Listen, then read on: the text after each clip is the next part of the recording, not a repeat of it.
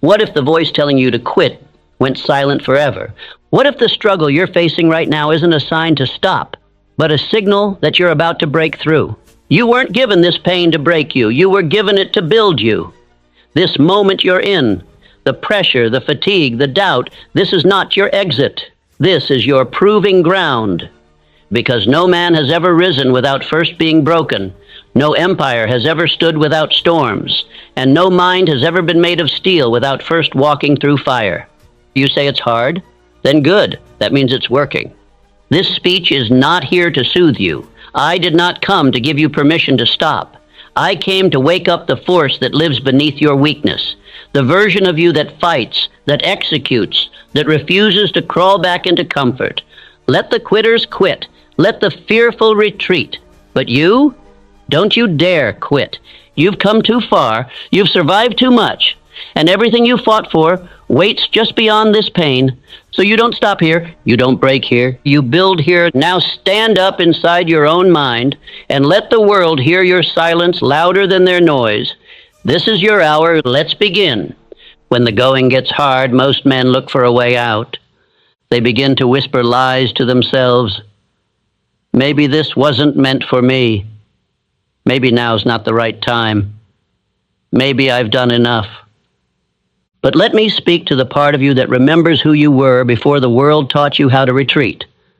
Pain is not your enemy. Pressure is not a sign to stop. Resistance is not a red light.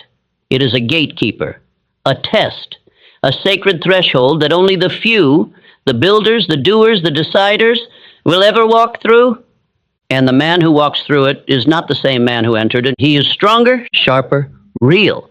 That's the purpose of hardship, to strip you down until all that remains is truth, until every excuse burns in the fire, until only the part of you that is unbreakable survives. Andrew Carnegie once told me something I never forgot. He said, "Adversity is the refining fire of destiny. It burns away the weak man. It leaves only the man who is ready to lead." Carnegie did not rise from privilege. He was a poor Scottish immigrant working in a telegraph office, earning almost nothing. But every hour he worked, he watched, he listened, he prepared. And when the opportunity came, he did not flinch. Because the fire he walked through, the long days, the uncertainty, the low pay, had already forged his mind. And here you are, in your own fire. And I ask you, what will this fire leave behind? Will it leave a man who folded under pressure? Or will it leave a man so focused, so steady, so commanding that the world has no choice but to move around him? Charles M. Schwab was no stranger to pressure. As the right hand of Carnegie, he faced the storms of industry, the roar of competition, the resistance of men who were older, richer, more experienced than he. But what set Schwab apart was not genius, it was resilience. He did not fold. He moved swiftly, decisively. He led from the front when others were shrinking in the shadows. I once asked him how he dealt with fear. He said, "Mr. Hill, fear is a fog, and a man must learn to walk forward even when he cannot see. You may not see your future clearly right now. You may be in the fog of fatigue, surrounded by doubt. But hear me clearly, you still walk, you still move, you still build. Because the man who waits for clarity will never lead. The man who says, 'I'll push when it's easier,' will never arrive." Let's talk of Henry Ford, a man who was told his vision was foolish, that the car was a novelty, that it would never replace the horse. Even his own engineers said his idea for an 8-cylinder engine couldn't be done. And you know what he told them? Build it anyway. He said it not once, but over and over again until they did. Because Ford understood something the average man never will, that when everything seems to resist you, it's not always the world testing you. It's your mind asking, "Do you really want this?" And you answer not with words, but with persistence, relentless execution, unbreakable identity. Ford didn't stop because it was hard. He became Ford because it was hard. And he kept going anyway. You think success comes with ease? You think the men who built nations, industries, inventions, movements, you think they did it with comfort? Number. They did it tired. They did it misunderstood. They did it surrounded by doubt from others and from themselves.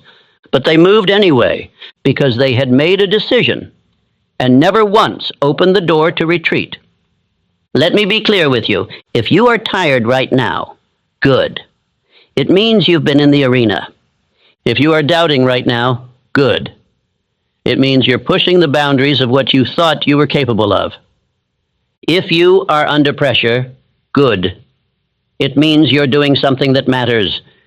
But I will not let you quit, because quitting now is not just a betrayal of your goals. It is a betrayal of your identity. And I know the man you are becoming, the one who keeps showing up, the one who listens not to fear, but to vision, the one who would rather suffer for purpose than coast in mediocrity. Let the crowd rest, let them doubt, let them walk away when it gets heavy. But you do not get to quit, because this fire you are in, it is making you. And when you rise from it, when the world will know that you were not lucky, you were not gifted, you were not saved, you were forged. Keep going. Don't you dare quit. You must understand something now, perhaps more deeply than you ever have before. The pain you feel today is not a punishment. It is a process, a sacred rite of passage, a furnace that burns away the soft edges, the hesitations, the illusions, and leaves only iron. And yet what do most men do when they feel that fire? They run. They look for comfort. They retreat to what is familiar. But you will not do that. You were not built to run. You were built to withstand. You were built to build. And nothing worthy has ever been built without cost.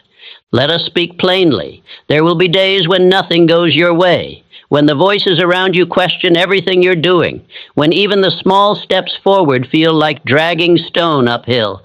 And on those days, the temptation will whisper, maybe I should pause. Maybe I should slow down. Maybe I should quit. But those whispers are not your voice. They are the voice of drift, the voice of old identity trying to drag you back to safety, to comfort, to the version of you that never finished anything. And you are done living like that. You must now speak louder than those whispers. You must say, no, I am not going anywhere. I may be tired, I may be stretched, but I am not broken. I will not fold, and I will not leave this chapter unfinished. This is the moment when your identity changes, not with a celebration, but with a choice. The choice to continue, the choice to carry the weight, even when your legs shake, the choice to not back down. When Abraham Lincoln was leading a nation through war, he was not greeted with applause. He was attacked from every side, mocked, slandered, betrayed. His cabinet questioned him. The people doubted him. The war dragged on longer than anyone expected.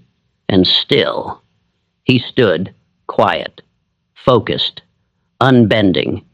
He carried the burden of the nation, not because he was invincible, but because he had decided what must be done. He was not moved by noise. He was not swayed by fatigue. He was anchored to purpose. And that is what you must be now, anchored. Anchored to your mission, anchored to your future, anchored to the man you said you would become. There will be no applause for this decision, no audience watching, no instant reward, just silence and pain and progress. But make no mistake, every day you push through this storm, you are building a life that no storm can shake.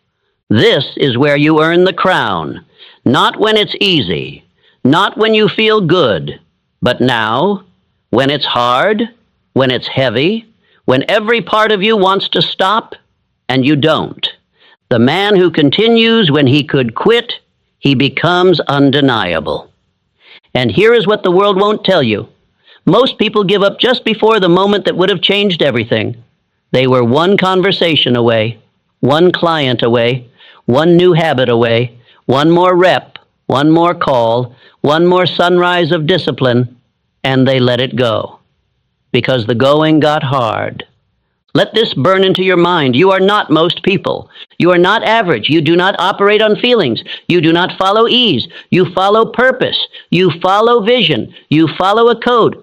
And that code is carved into your spirit with words like relentless, resilient, ruthless. And that code does not include quitting. When Thomas Edison was working on the electric light, he failed thousands of times. He watched his materials explode. He watched people call him a fool. He watched his own team question the mission.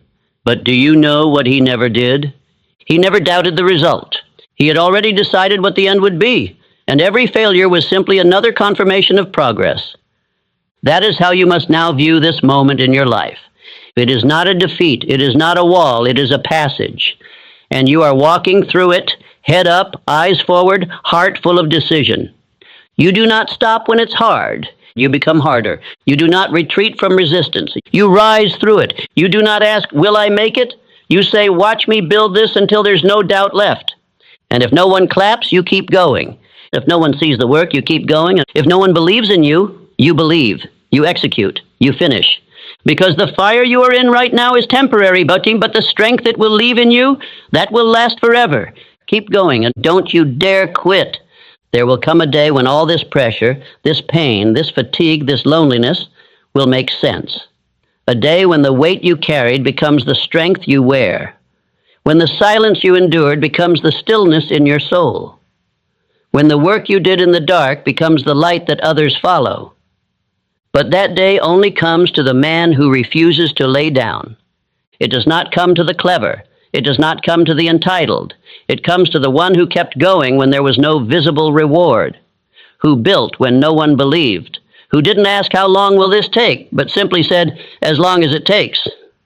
Let us speak again of a man I studied more than any other, Andrew Carnegie.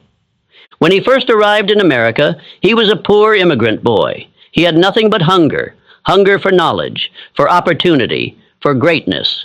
He began as a messenger boy in a telegraph office. And do you think his path upward was paved with ease? He worked long hours. He sacrificed comfort. He was overlooked, underpaid, and doubted. But he continued.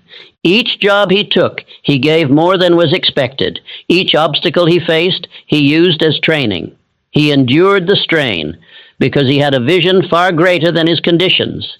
And through relentless forward motion, through sacrifice without applause, he built an empire of steel and became the wealthiest man of his time. But more than his fortune, it was his example that matters. He showed us that greatness is not born, it is built. And it is built in silence, in sweat, in hard decisions, in perseverance when others would have crumbled. That same blood runs through you. That same fire exists in your mind. You are not just here to survive, you are here to build, to create, to lead. And the only way to fulfill that calling is to keep walking, especially when your legs shake, because this is where most men quit. They confuse pressure for punishment. They confuse discomfort with failure. They think hard means wrong. But nothing could be further from the truth. Hard means you're being forged. Hard means you've left the old self behind. Hard means you're in the middle of the mountain, and the peak is closer than you think. Let me remind you of Charles M. Schwab, who rose from a humble clerk to the president of U.S. Steel under Andrew Carnegie. Schwab was not the most brilliant man in the room, but he had one trait that made him invaluable. He never stopped producing. When others were paralyzed by doubt or waiting for perfect plans, Schwab moved. He acted. He led. And in times of chaos, he built. That's what makes a man irreplaceable. That's what makes a man immortal in the memory of history. Not how clever he was, not how smooth his path, but how he carried the burden without breaking. And you too will become that man, if you refuse to let pressure become an excuse. Let me tell you now, with absolute certainty, that this storm will pass. This chapter will close. This weight will lift. But when it does, the real question will be, who did you become because of it? Did you fold? Did you wait? Did you whimper and wish for better days? Or did you rise? Did you decide that this would be the moment that made you unshakable? Say this with me now, and say it like a man who means it. I do not shrink under pressure. I am shaped by it. I do not run from pain. I rise through it. When the going gets hard, I go harder. These are not just words, they are your weapons. Use them. Use them in the morning when the weight returns. Use them at night when doubt creeps in. Use them when the old voice says, "This is too much." Because that voice is not your future. It is your past, begging you to come back. But you've already left that man behind. And what stands ahead, if you stay the course, is a life so solid, so grounded, so unbreakable, that even fear itself will not dare knock again. Keep walking and don't slow down and don't second guess and don't you dare quit. Not now, not ever. There comes a point on the path of every builder when the world goes quiet. The applause stops. The results don't come. The progress slows to a crawl. And in that silence, a question echoes so loudly it drowns out everything else. Is this still worth it? This is the test that separates men who dabble from men who dominate, because everyone begins with fire. Everyone begins with a goal, but only a few continue when the results disappear and the struggle multiplies. It is here in the dark middle, in the days when momentum vanishes, that you are either forged or forgotten. Let me tell you something few will say plainly. The pain you're feeling is not a sign to quit. It is the sign you are finally in the process of becoming. Not the version of you that begins things, but the version that finishes them. Not the man who makes plans, but the man who executes through resistance. When Thomas Edison was deep into his work on the electric light, he had already faced over 5,000 failures. The money was running dry. The media mocked him. His own workers questioned whether the idea would ever work. But Edison, he refused to give up the idea because the results hadn't arrived yet. Instead, he made the results inevitable by refusing to stop. When asked by a young reporter if he ever considered giving up, he said, "Young man, I have not failed. I've just found 5,000 ways that won't work." Understand what that means. He had already decided the outcome. He didn't need to see it. He chose it. That is what men of destiny do. They commit so deeply that reality has no choice but to align. And I tell you now, you must do the same. Stop asking whether you're on the right path just because it hurts. The right path hurts the most at first. It cuts away your weakness. It reveals your doubt. It drags every excuse into the light and dares you to keep going anyway. Henry Ford was not celebrated when he decided to create a vehicle for the common man.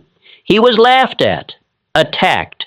Even his most trusted engineers said the project was impossible. But Ford, he did not seek their approval. He already saw the assembly line in his mind. He already felt the product in the hands of the people. And so when they told him it couldn't be done, he told them simply, "Build it anyway." That is power, that is clarity. And that is the standard you must hold yourself to now. This moment you're in, this pressure, this doubt, is the gate to everything you said you wanted. But most men never pass through it. They turn back. They tell themselves they'll try again when it's easier. They lie to themselves with phrases like, "It's just not the right time," or "Maybe this isn't meant for me." It is meant for you, but only if you finish what you started. Because dreams do not belong to the man who plans them. They belong to the man who suffers for them, who builds them when it's boring, who walks through the storm when the wind screams at him to turn back. Let me tell you what I learned from Charles M. Schwab, one of the greatest executives of the industrial age. He once told me, "Mr. Hill, the men who run when things get hard don't realize they were 10 feet from the gold." And it's true, I watched it happen again and again. Men who were one decision away, one day away, one act of discipline away from the breakthrough, quit. And it wasn't because they lacked ability. It was because they lacked endurance. So I say to you now, endure. Endure the silence, endure the pressure, endure the unseen hours, because those who continue when it's hard are the only ones who deserve the reward when it arrives. Repeat after me, and say it like you mean it. I do not pause when it gets hard. I lean in. I do not seek escape. I seek mastery. Pain is not a reason to quit. It is proof that I am being rebuilt. Let these words live in your chest. Let them anchor you when the path grows cold. Let them become your rhythm. a rhythm that fear cannot disrupt. Because the man who keeps walking, even when the light disappears, even when the applause dies, even when no one believes, he does not just survive the storm, he becomes it. There is a secret the world rarely speaks aloud, a truth known only to the few who have stood on the edge of collapse and kept moving. Your greatest strength will always be revealed when you have no strength left. Not when you're motivated, not when you're winning, but when you're tired, alone, questioning everything. It is in those moments, when most men fold, that the man of destiny is shaped. You see, when the going gets hard, your old identity begins to die. The identity that sought comfort, that wanted quick results, that needed praise to keep going. That version of you cannot survive the pressure. And that's a gift. Because pressure doesn't just break men, it purifies them. Let me tell you about Abraham Lincoln. When Lincoln entered the White House, the country was already splintering. States were seceding. War was inevitable. Advisors wavered. Public confidence was low. And the weight of a divided nation sat squarely on his shoulders. But Lincoln didn't waver. He didn't look for easier answers or defer responsibility. He sat with the pressure. He carried the burden. And through that relentless endurance, he gave America its spine. He didn't become a giant because it was easy. He became one because he kept showing up when most men would have collapsed. That's the kind of man you must become now. You're not in this for a convenient victory. You're in this to evolve, to shed everything soft and fearful in you, and emerge as a man who leads his mind, commands his emotions, and moves with unwavering direction. Let me say this again. The going gets hard not to stop you, but to stretch you. You want courage? It's built when your hands shake and you move anyway. You want discipline? It's forged when your body says rest and your mind says one more. You want belief? It is grown by continuing through days when your thoughts try to betray you. Andrew Carnegie, the man who shaped my understanding of wealth and will, once told me, no man becomes powerful until he no longer requires things to be easy.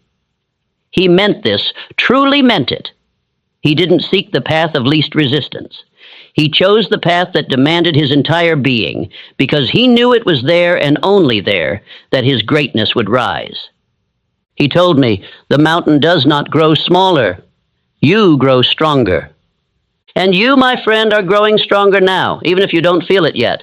So let us make this practical.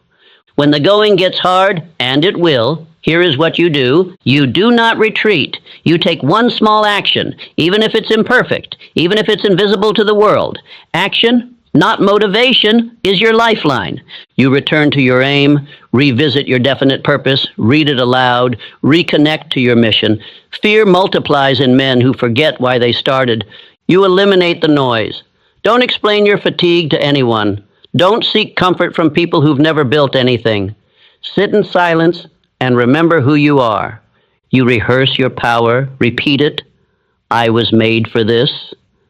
Say it with certainty, not because you feel strong, but because you decide to be. And then you continue. You continue when no one's watching. You continue when the applause stops. You continue when fear whispers, maybe this isn't worth it. Because your consistency in pain, in pressure, in silence, is the evidence that you are becoming a man this world cannot break. So let me leave you with this. Say it out loud, with force, with fire, with no hesitation. I am not done. I am not finished. I do not quit. I rise. Because the man who becomes unstoppable is not the one who starts fast. He is the one who refuses to stop no matter how slow the path becomes. And that man is you. There will come a moment in every man's journey, a quiet, almost invisible moment, when the pain becomes louder than the progress, when the goal you once shouted with certainty now feels like a whisper beneath the weight of struggle. That moment is not a sign to stop. It is a signal that you are nearing the threshold where most turn back, and the few press forward. Let me be clear. Pain is not the enemy. The enemy is comfort, the seductive whisper that tells you to settle, to ease up, to coast. Comfort is the true killer of greatness because it doesn't arrive like a storm. It shows up like a warm bed on a cold morning and convinces you to stay there forever. Charles M. Schwab, one of the greatest steel magnates of his time, understood this with deadly clarity. Schwab worked under Carnegie, not because he was the most skilled man in the room, but because he had the fire to endure pressure most men avoided. When production quotas weren't met, when tensions rose in the ranks, Schwab didn't hide behind reports or delay action. He walked directly into the furnace of the problem and stayed there until a solution appeared. Why? Because he didn't seek comfort, he sought growth, and he understood that growth and comfort are enemies. That's the lesson here. Pain is not punishment, it's preparation. It means you are no longer living on the level of the man you used to be. You are stepping into something higher, something heavier. And the muscles of your mind, your will, and your character are breaking and reforming under the strain. That's not failure, that's formation. And here's what the average man misses. When the pain increases, they slow down. They justify quitting. They say things like, maybe this isn't meant to be. But the few, the very few who rise, they take pain as the confirmation that their growth has begun. Let me tell you about Thomas Edison. Edison was not born into brilliance. He was not the most naturally gifted thinker. But he had something rare, tolerance for discomfort. 10,000 times he failed to produce a working light bulb. 10,000 times. Not 10, not 100. 10,000. Now imagine that. Imagine the mental pressure, the financial stress, the public ridicule, the internal doubt, and still, he moved forward. When asked why he didn't give up, he said something the weak-minded couldn't understand. I haven't failed. I've just found 10,000 ways that won't work. Now pause. Reflect. That is not a man running from pain. That is a man who embraced it so fully, so relentlessly, that the pain became irrelevant, just part of the process. And if he could do that, with the world doubting him, with nothing but setbacks in his hands, what excuse have you? You are not too tired. You are too comfortable. You are not broken. You are being broken open. You are not stuck. You are being called to move with more force than ever before. So here is what I demand of you in these moments when the going gets hard. Do not soften. Do not retreat into logic. Do not disguise your fear as taking a break. Lean in. Lean in so far that fear loses its footing. Lean in so hard that comfort can no longer hold you, because the man who presses forward while in pain becomes the man who cannot be stopped when strength returns. Say this now with your chest. Pain does not weaken me. It sharpens me. Comfort is not my goal. Growth is. When it gets hard, I go harder. This is the turning point. Not in your work, not in your environment, in your identity. Because from this point forward, pain will no longer be your reason to stop. It will be your reason to rise. Shall we continue? If you were to look at the man you admire, the one whose resolve never shakes, whose decisions are final, whose movements feel inevitable, you might think he was born that way. But you would be wrong. He was not born unbreakable. He became unbreakable through one thing: repetition. Not talent, not luck, not even brilliance. Repetition. Let me tell you something most men will never grasp. Your identity, that voice in your head that tells you who you are, is not permanent. It is a pattern.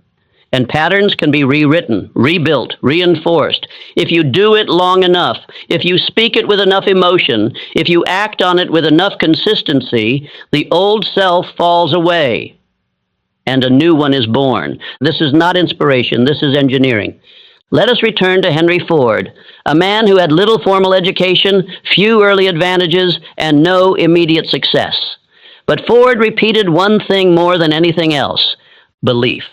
He said, "Whether you think you can or think you can't, you're right." That was not a clever quote for a poster. That was the bedrock of his being. He did not repeat limitations. He repeated possibility. He did not rehearse failure. He rehearsed certainty. And in doing so, over and over, day after day, He trained his mind to ignore doubt until doubt no longer recognized him. The question is, what have you been rehearsing? Have you been rehearsing hesitation, replaying failure, repeating thoughts that belong to someone weaker than the man you are becoming? Because repetition is not just what you do, it's who you become. And every time you repeat weakness, you reinforce it. Every time you repeat doubt, you build a mind that sees through the lens of fear. But every time you repeat strength, even if it doesn't feel real yet, you begin to install a new identity, one that does not flinch, one that does not fold. Thomas Edison knew this. His laboratories were not just places of invention, they were temples of repetition. He didn't succeed by inspiration, he succeeded by consistency. Each failure was not a step back. It was a step forward, because it was embedded in a larger pattern. Keep going no matter what. That is the mindset of mastery. So now I tell you, if you want to be unbreakable when life applies pressure, don't wait for motivation. Build discipline. Don't wait for courage. Repeat courage. Say it aloud. Not once, not twice, but every day. I do not hesitate. I do not fold. I act without delay. Write it. Speak it. Walk it. Until the identity you repeat becomes the only one you recognize. You must begin to schedule your identity, not your tasks, your identity. Each morning, you speak who you are becoming. Each evening, you confirm who you were that day. And in between, you act like it's already done. This is how men become bulletproof. Not by luck, not by talk, by repetition. You do not become fearless by accident. You become fearless by choice, repeated until it becomes instinct. So I ask you again, who are you rehearsing? The old you, who doubts, who pauses, who drifts, or the new you, who speaks with clarity, acts with force, and refuses to go backward? Choose, and then repeat it relentlessly. Say it now, with certainty. Every day I repeat strength. Every day I install discipline. Every day I become a man who cannot be broken. This is not philosophy. This is your blueprint. Print it into your soul, because the man who masters repetition masters himself. And the man who masters himself fears nothing. Let us continue. You say you want strength. You say you want power. You say you want to become the man who can't be shaken. But let me ask you, what do you do when pressure comes? Because every man talks about greatness until the weight hits.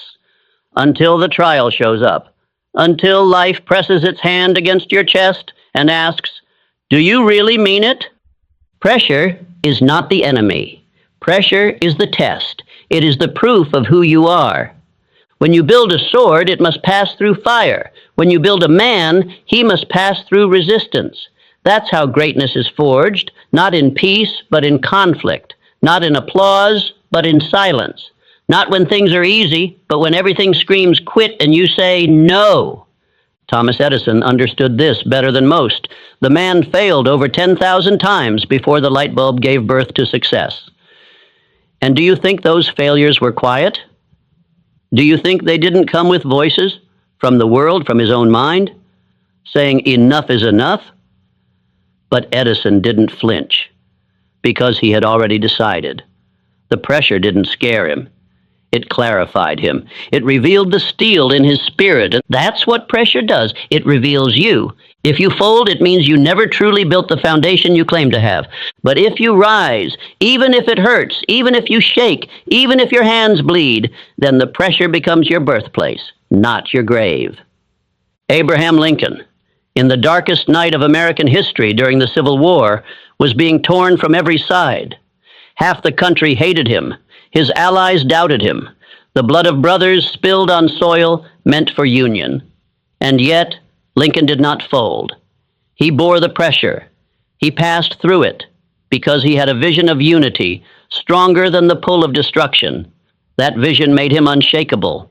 You too will face your war. It may not be on a battlefield. It may not be public, but it will come. The day when your strength is not theoretical, it must be proven. And that day will define you. Let me be very clear. If you run from pressure, you run from power. If you avoid stress, you avoid strength. If you seek only ease, you sentence yourself to weakness. But if you embrace the pressure, if you see it as the opportunity to become the man you claim to be, then every burden becomes a tool, every trial becomes a teacher, and every storm becomes a forge for the unbreakable spine you're building. Let me give you a principle that will serve you for the rest of your life. Pain is not punishment. It is permission to rise. The moment you feel resistance, that is the moment most men quit. But not you. Not anymore. Because now you know pressure isn't in your way. It's your path. And every second you endure it, you become harder to stop. Say this aloud. Pressure does not weaken me. It reveals my strength. Resistance is not the end. It is the beginning. Every time life tries to break me, I grow sharper. You do not become a diamond in silence. You become a diamond under the weight. And the only question is, will you endure long enough to emerge on the other side, like unshaken, unbroken, untouchable? Repeat this daily, and you will. Because the man who trains under pressure is the man who cannot be defeated. Let us move forward. There is a truth that every man must face sooner or later, and most wait too long to face it. You cannot reach the summit with one hand still holding the safety rope. You cannot conquer your calling while keeping a door open to retreat. If you want to win, you must remove the option to lose, not in the world, but in your own mind. Burn the bridge. The man who leaves an escape route never commits fully. His energy is divided. His mind is conflicted. And fear? Fear lives in the presence of options. Options to delay, options to retreat, options to play it safe. But the man who decides, really decides, leaves no room for backtracking. He burns the boat. He shatters the lifeline. He commits to the path, even if the road turns steep, dark, and painful. Because for him, the outcome is not a possibility, it is a demand. Andrew Carnegie taught me this law firsthand. He once said, "A man who seeks greatness must first destroy every excuse that allows him to remain small." And he lived it. When he decided to rise from poverty and become the world's industrial leader, he didn't leave a back door open to comfort or mediocrity. He worked like his life depended on it, because it did. Carnegie didn't chase wealth. He chased commitment, full, unflinching commitment to a singular aim, and that commitment made every obstacle temporary. Henry Ford did the same. When he faced financial collapse, public humiliation, and fierce competition, he didn't search for another industry to pivot into. He didn't entertain thoughts of failure. He didn't ask, "What if it doesn't work?" He said, "It will work because I refuse to entertain anything else." That's what burning the bridge looks like. And it's not poetic, it's strategic, and it's not emotional, it's essential. Because so long as you can go back, you will. The moment pressure rises, the subconscious mind listens closely. If you feed it doubt, even subtle doubt, even hidden doubt, it will find a way to sabotage you. But when you say, "There is no going back," and you reinforce it with repetition, decision, and action, your subconscious aligns with the mission. It says, "We have no other choice but to win." Let me tell you plainly, you will not make it to the end of your purpose while dragging the past behind you. You will not become the man you were born to be while still clinging to the excuses of the man you used to be. So ask yourself, what bridges must you burn? What exits must you close? What version of you must you bury so that a stronger one can rise? This is not about recklessness. It's about finality. It's about telling your own mind, "We do not turn back." Say this now. I do not entertain escape. I do not flirt with failure. I move forward, and I do not look back. Let those words become the wall that keeps fear out. Let them become the foundation that your identity is built upon. You don't need more motivation. You need more finality. You need to burn the bridge that once kept fear alive and walk into your future with nothing but fire behind you. Because the man who leaves no way back becomes the man who must find a way forward. And he always does. Let us press into the next part, where we will destroy the illusion of perfect timing and unlock the mindset of immediate execution. Shall we? There is a dangerous lie that has stopped more men than failure ever could. It is the myth of the right time. The belief that one day, when the stars align, when the pressure fades, when the finances are perfect, when the confidence arrives, then a man will act.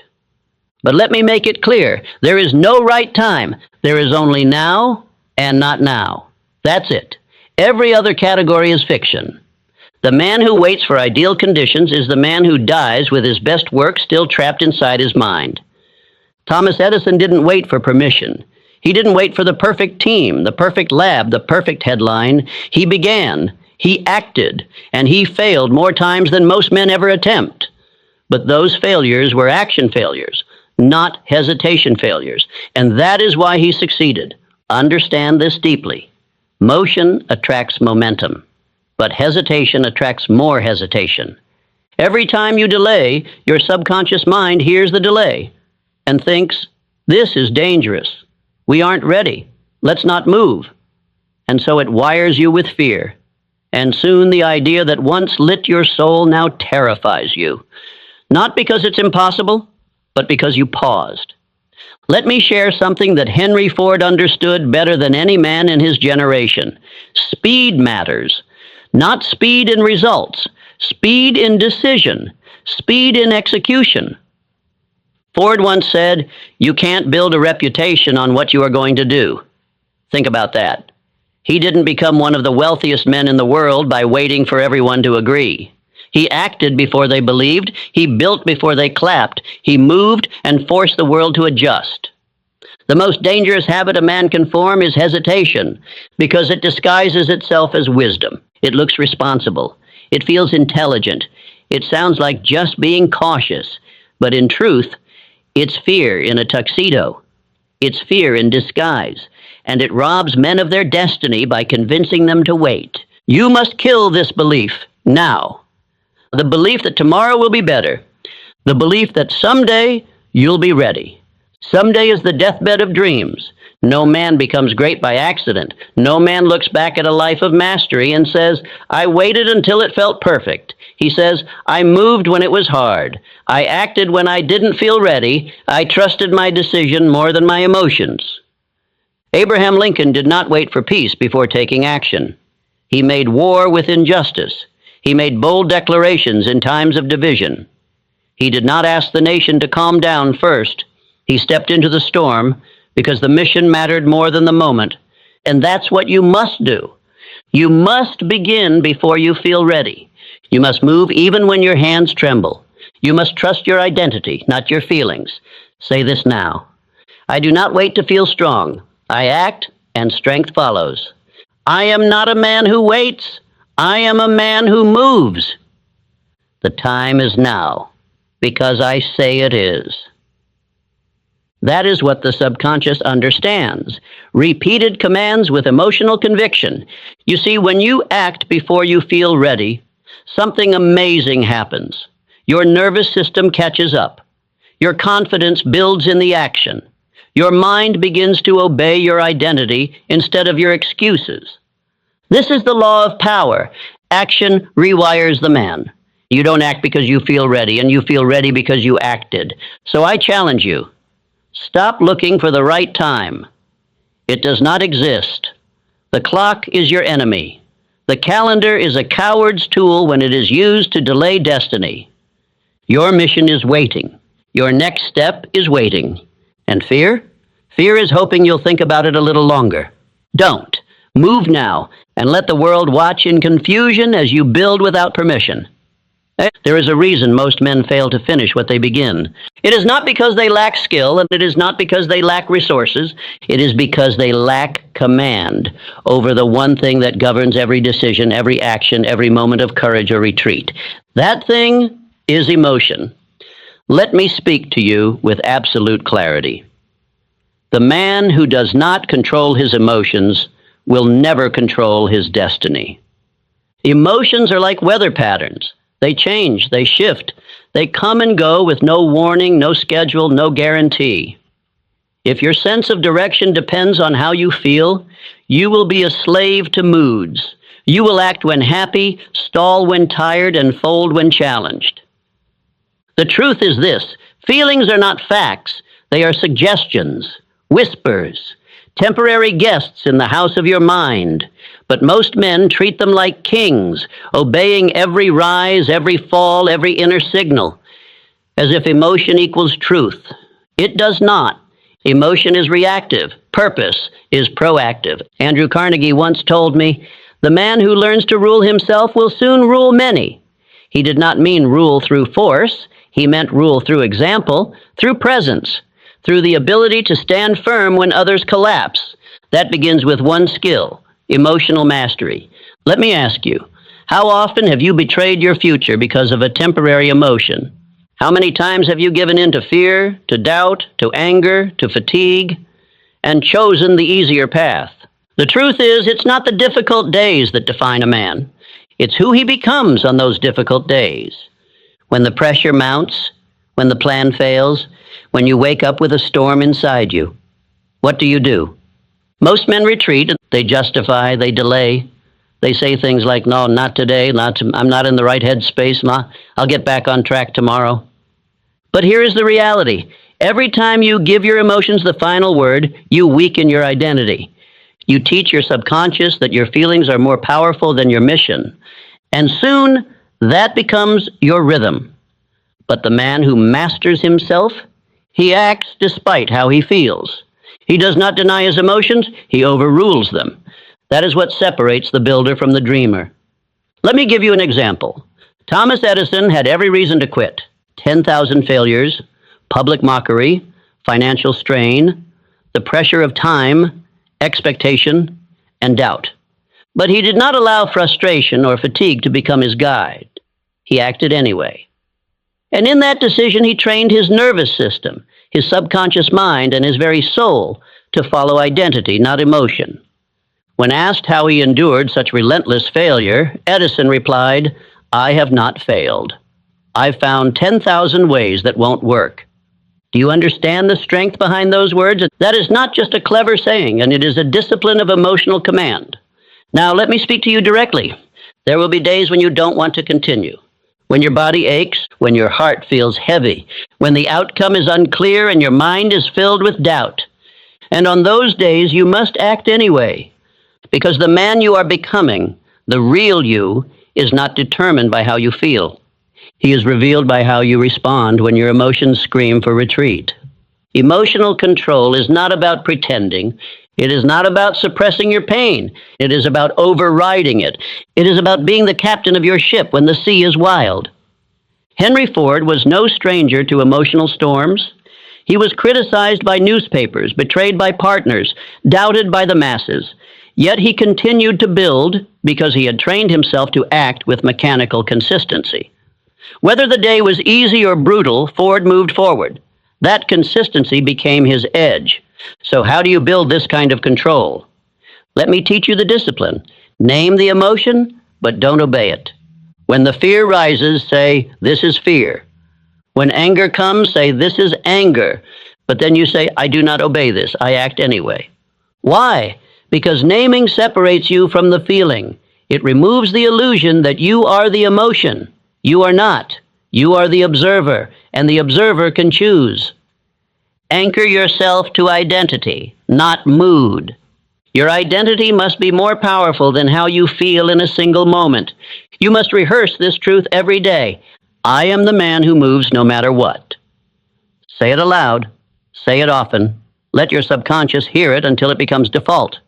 Because if your identity is tied to action, not comfort, your actions will rise above your state.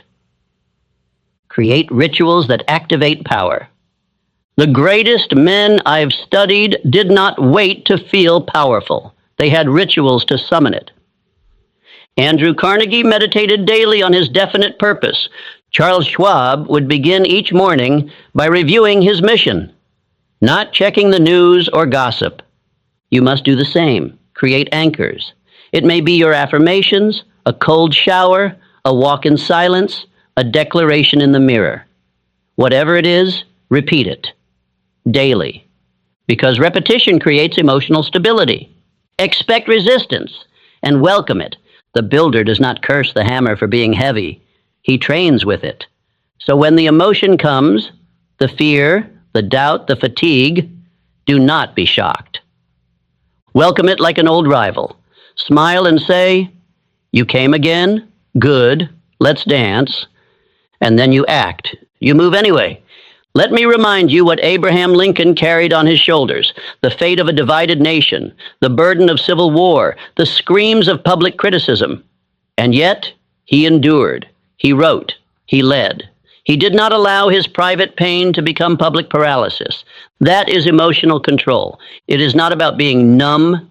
It is about being so aligned with purpose that the emotions of the moment cannot detour you from the mission. Say this with me now. I am not my feelings. I am my decisions. I do not obey emotion. I obey mission. I feel fear. I feel doubt. But I move anyway because I lead my state. These are not affirmations. These are commands. You speak them not to soothe yourself, but to restructure yourself. Because every time you act with power while feeling weak, you build a spine made of steel. And over time, the fear that once ruled you becomes a whisper. The doubt that once stalled you becomes irrelevant. The hesitation that once kept you in place becomes impossible to access, because your identity no longer allows it. This, my friend, is the fruit of emotional control. You do not wait for peace to move. You bring peace with your movement. You do not seek calm. You embody it. And when the going gets hard, when the weight is heavy, you do not collapse. You rise, you act, and the world adjusts. Let us now move forward into the next and final part of this speech, where we plant the flag of finality and declare war on retreat itself. We will bring together everything we have learned and finish what we started. Are you ready?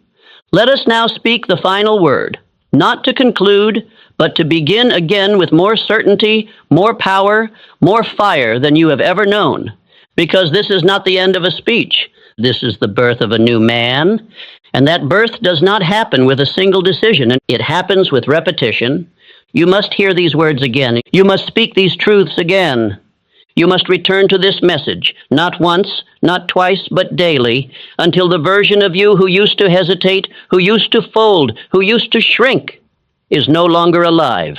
Because the transformation you desire is not a spark. It is a rhythm. It is the daily, deliberate, unrelenting reinforcement of identity until it becomes unquestionable. You do not listen to this once and change. You install it. You do not treat this as inspiration. You treat it as instruction. You do not wait for the message to return to you. You return to it. That is what the greatest men I ever studied understood. Andrew Carnegie did not become powerful through a single conversation or flash of insight. He returned to his beliefs every day. He repeated his purpose.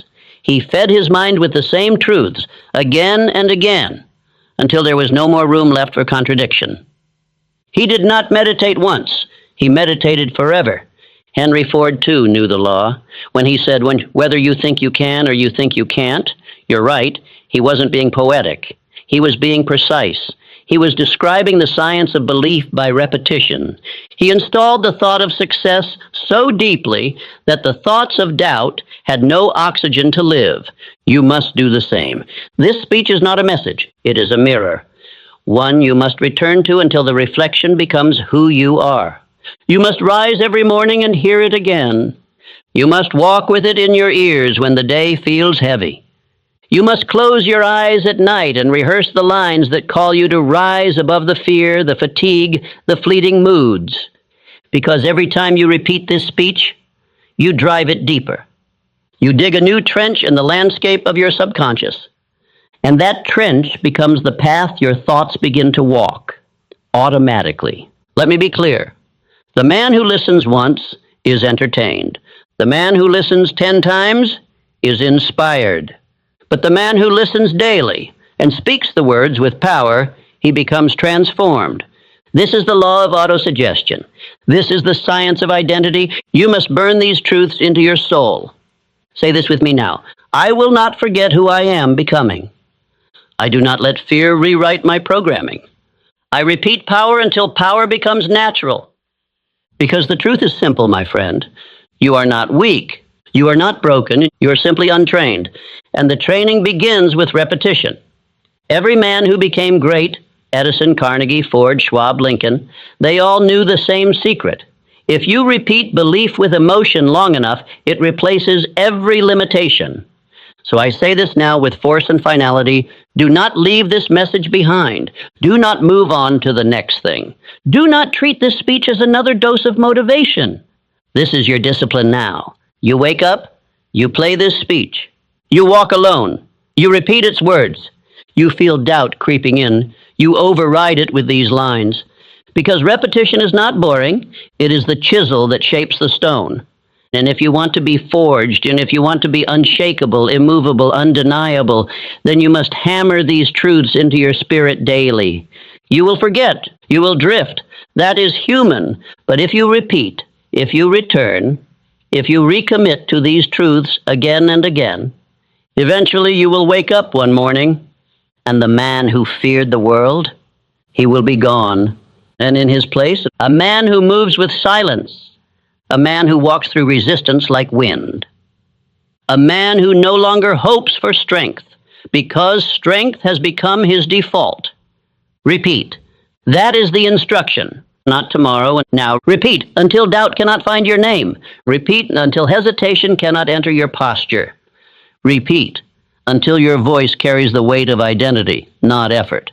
Repeat until your actions no longer require motivation. Repeat until discipline becomes nature. And when the going gets hard, as it will, you will not collapse. You will not cry out for help. You will not retreat into the past. You will stand not because you feel like it, but because you have trained for it. And when that moment comes, when you face the trial, you will not say, I don't know what to do. You will hear these words echo in your soul. You will hear this rhythm, this fire, this standard, and you will move because repetition built you for this. So say it one last time with the full power of your voice. I do not need to feel ready. I repeat readiness. I do not search for strength. I speak it. I do not listen once. I live this daily.